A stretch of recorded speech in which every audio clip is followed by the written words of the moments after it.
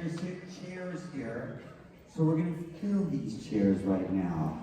Obviously, right now, could it be a better time to even think about the movie Lost Boys?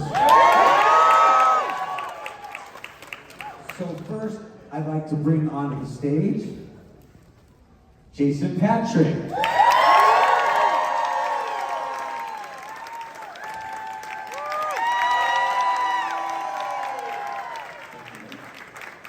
Also welcome Billy Wirth.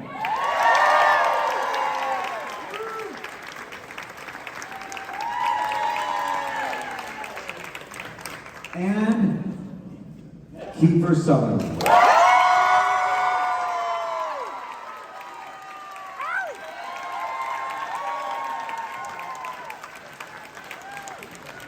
Thank you. This is a thrill for me as well as it is with all the other people here.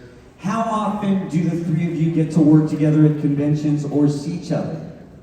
We see each other quite often, and the conventions have been actually a really kind of a nice opportunity on two levels. It's a great opportunity for us to catch up with each other, and it's also an incredible opportunity for us to meet and talk to some of the faces that have allowed us to do this for a living for almost 40 years. Jason and I have worked together. We got to do a play on Broadway together for almost a year called That Championship Season. It was amazing, which his father wrote and won the Pulitzer Prize for. So yeah, I think we all kind of understood at an early age that we were going to kind of come in and out of each other's lives through work, and so yeah. I'll start with you, Billy. When you were working on Lost Boys, were you surprised that this many years later that the Lost Boys are so iconic? No, I'm not surprised now, looking back, but at the time, it was my first real big feature film. But I do remember that first or second day on the boardwalk with the 10K lights and all the locals coming out, and on the motorcycles, there was an energy. It was just so exciting and dangerous, and there was something special that I felt like, whatever this is, I want to do this, because it was new acting for me. I didn't ever grow up wanting to be an actor. I always wanted to be a pro athlete or whatever, but yeah, there's something special happening, and just that all these years later, when you the film and meeting the fans over the years, it's like this film was medicine for so many kids growing up, and through their childhood, and it's just been an incredible journey to see these guys and just go on this journey for 30-odd plus years, but I had no idea at the time.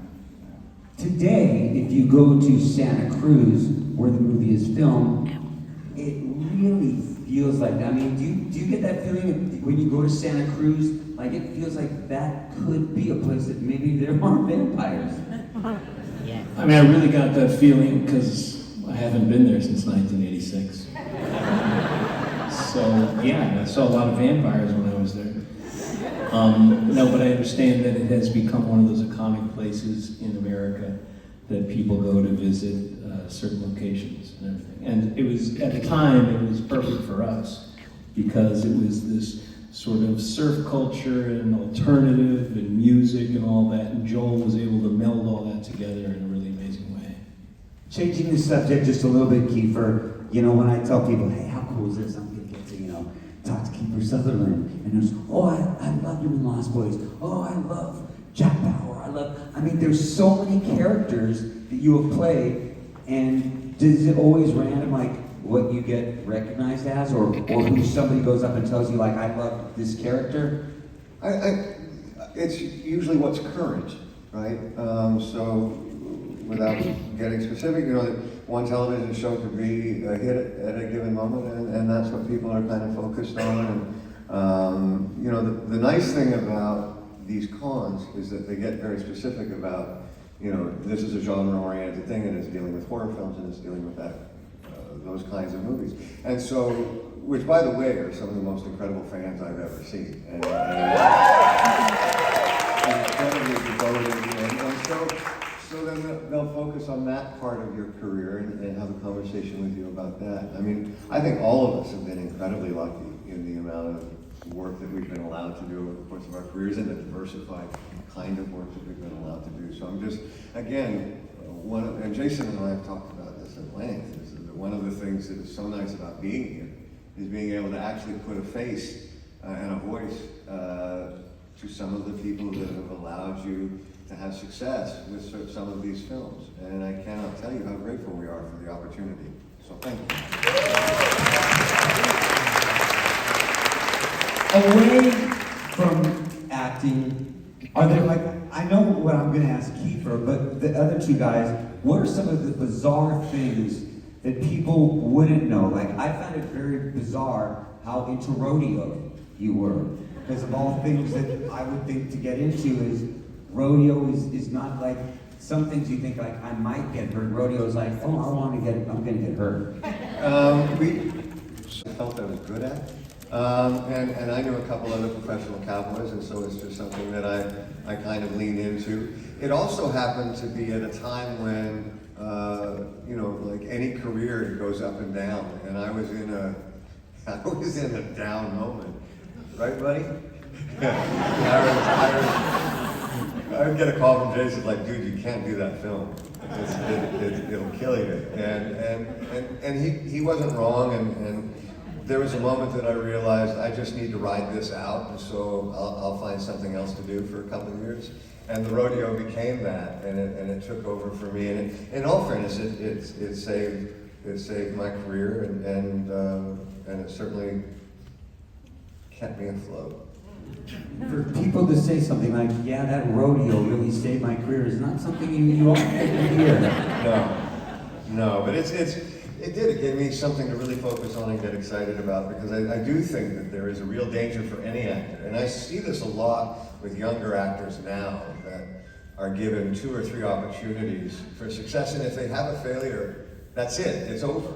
And it certainly was not like that when we started. There was a nurturing process that was part of the business that I don't think exists now.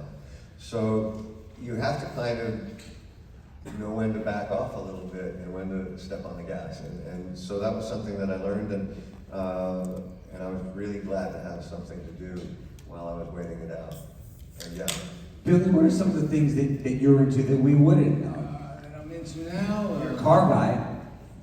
Well, I'm not really a car guy. I was just, my friends are car guys, and I heard that you were, so, and I connect people, so I was trying to think about connecting people. That's what I meant to ask you. Now, you do have friends that are car guys. That was the question I was thinking. You know, I mean, I like messing around with Polaroids and taking pictures and manipulating them and making prints. I've always been into sports, you know, so I still play, you know, play basketball on the weekends and, you know, just stay in shape. But, you know, music, I started to dabble in music back in the day, and, you know, it was crazy times when we got a lot of things recorded, never released anything. So recently I've gotten back into it. And there was a DJ named Natasha Kitty Cat who put out a song, and she asked me to do like a spoken word intro like Vincent Price. I think it comes out today or tomorrow. It's called Bad Dance. So I wrote this thing and did the thing. So just sort of getting back into music, and I've seen Kiefer perform, and he's an amazing performer, incredible show.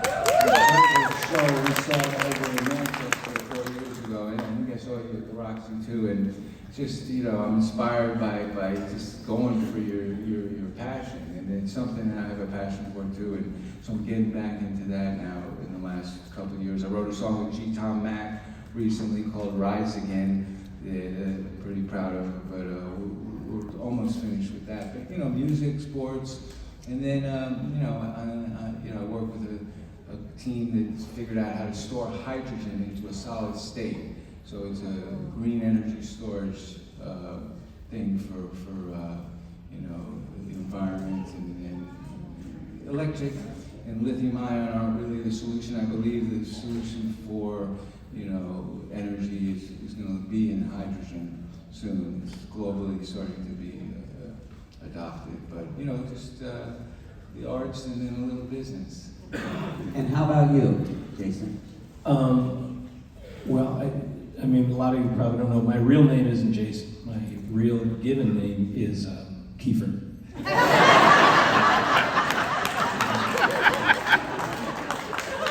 Then we met, and this is going to be really weird, and I don't want to take any more away from him than I usually do.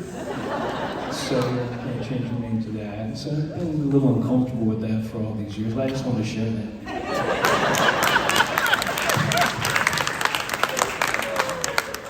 What, and I'll ask the three of you, what is it about vampires that people are so attracted to? Because it is, vampires are sexy, you know? Sleep all day, party all night, it's good to be a vampire. That's all you need to know. If there was any type of iconic horror character, the vampires would always be the coolest ones, right? Because it's all sex, isn't it? I mean, they can't come in unless you invite them in.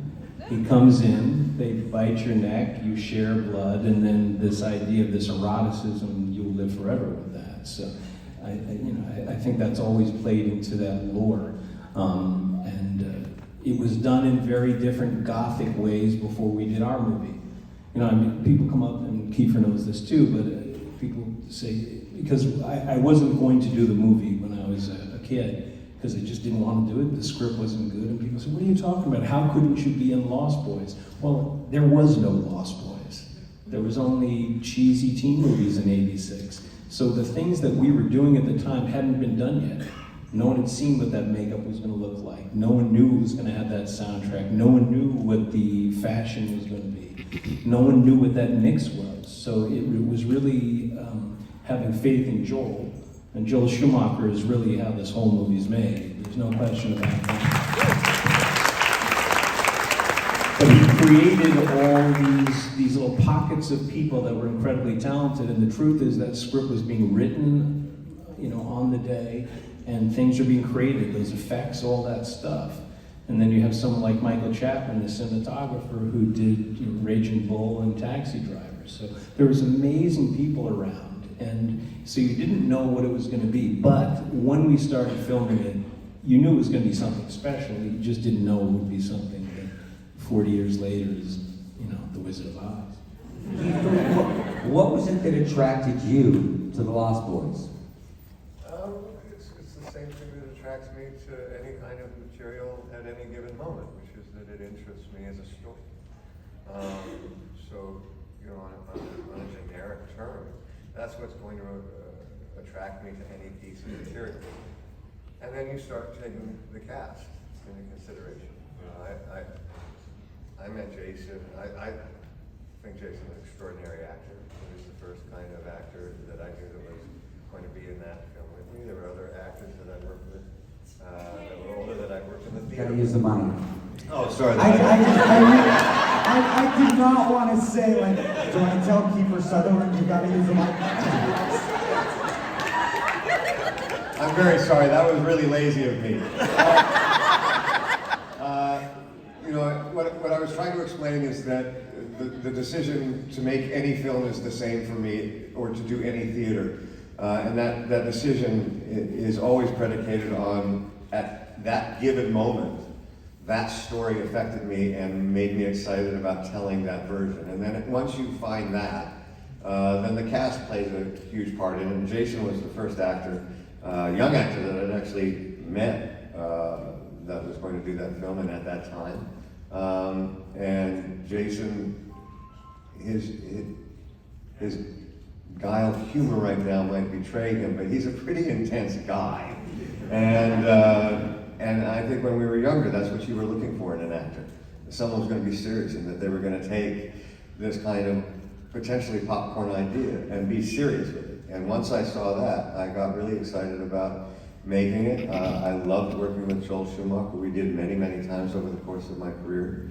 And having said all of that, I think all three of us would be very frank with you and tell you that yes, to have something still be as iconic as this is 40 years later is you know, shocking. Because I think in the 80s, there was some good horror, There was some, and I don't know if I can even call Lost Boys a horror film, but for the sake of discussion, I will. There was also cheesy, good cheesy, but Lost Boys was like, it was something that I think, with the exception of some of the haircuts, really stands the test. Really, and nobody up here. Says this man.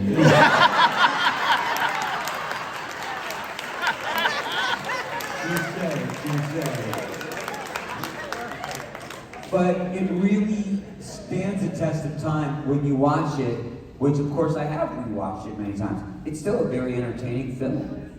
Thank you. Thank you.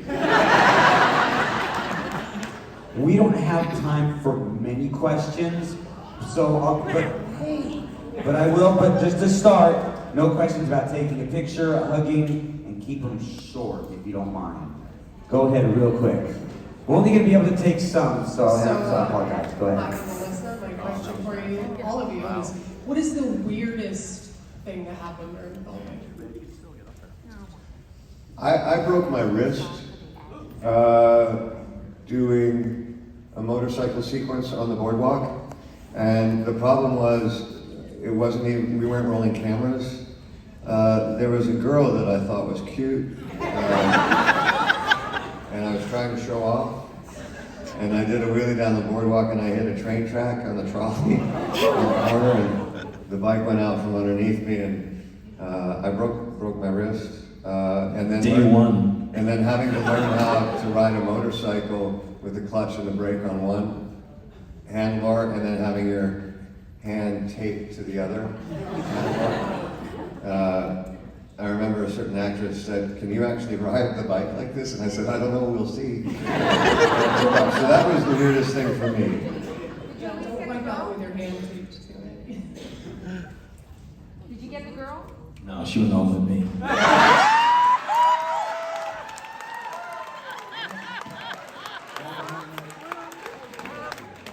Hey, Jason, how you doing? I know we're all here to talk about the inline skating post-apocalyptic thriller Solar Babies, but I wanted to ask you a question about Jackie Gleason. Any stories you have about Jackie Gleason at all? I'm happy to hear anything. Yeah, Gleason is an unbelievably talented man. That's my grandfather.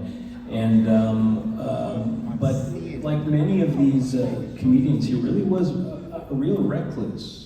You know, a very brilliant man in that way. I guess one thing that you might find interesting, he did have a fascination with UFOs and the occult, and he has hundreds and hundreds of books that were all donated, I think down in Miami or something like that. So always looking for some sort of extraterrestrial idea and belief in that kind of stuff, which maybe fits into this whole con here. I was just kidding. I love Solar Babies. It's real. There's about 3 of you. Just a question. I'm a huge fan, Mr. Sutherland, and I dare say, I'm a huge fan of your fathers. I mean, my God. How did you get out from under his huge umbrella and do such an amazing career you've had? I was really lucky. I think it was very clear to me at an early age that I had a very successful grandfather in politics, and I had an incredibly successful father in acting. And they were so successful that it just became clear that you didn't try to follow them, you tried to create your own path. I got very fortunate in the timing that when I moved to the States to start working as an actor, my dad had moved to France to raise a family. So I have 3 younger brothers that he went to go spend time with, help them get through school, everything else. And so he took about a 5-year break, which gave me a window of opportunity. I mean, certainly was not planned out, but it was just the way things happen. So, I got very fortunate with that. And I also, there's something to say about, having someone like that as a parent. I can see a way he works that maybe some other people might not see because I'm that much closer to him. So yeah, he had a profound influence on me, but I think in regards to your question, I had about a 5-year window where I could actually create some work for myself where he did not have anything coming out. What was it like during that time with, all you guys being kind of wild? and not working on the film and getting to go out and go crazy in Santa Cruz? I mean, was there a lot of times, I think there was there a lot of times that you guys all went out together and just caused trouble? Because, you know, we don't have a lot of cell phones to show proof of anything. In Santa Cruz, no, but we didn't shoot in Santa Cruz for very long. Yeah.